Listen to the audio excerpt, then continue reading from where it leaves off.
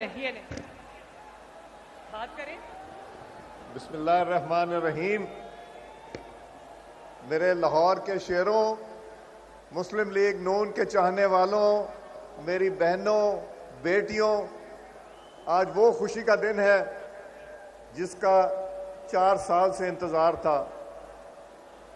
आज खुशी से फूले नहीं समा रहे और जिस तरह मैं देखता हूं आप लोग खड़े हैं,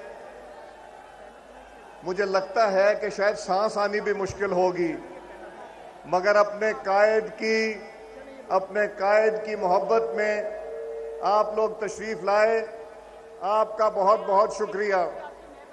और इंशाअल्लाह कायद जब तशरीफ लाएंगे, मुझे अफसोस ये है कि बहुत से दोस्त पंडाल तक नहीं पहुंच सक रहे, मगर इसका मतलब ये नहीं कि उनको खुशी नहीं, उनको उतनी ही खुशी है जितनी आपको और हमको है। और इंशाअल्लाह हमारे कायद, हमारे लीडर मियां मोहम्मद नवाज शरीफ साहब वापस आ गए हैं और इंशाअल्लाह पाकिस्तान की तकदीर बदलने की बुनियाद आज रखी जाएगी। आप सबको बहुत मुबारक हो।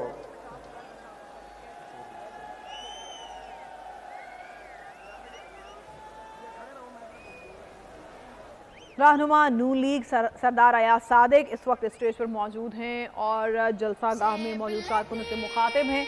मरियम नवाज उनके हमरा थी। मियां नवाज शरीफ पहुंच चुके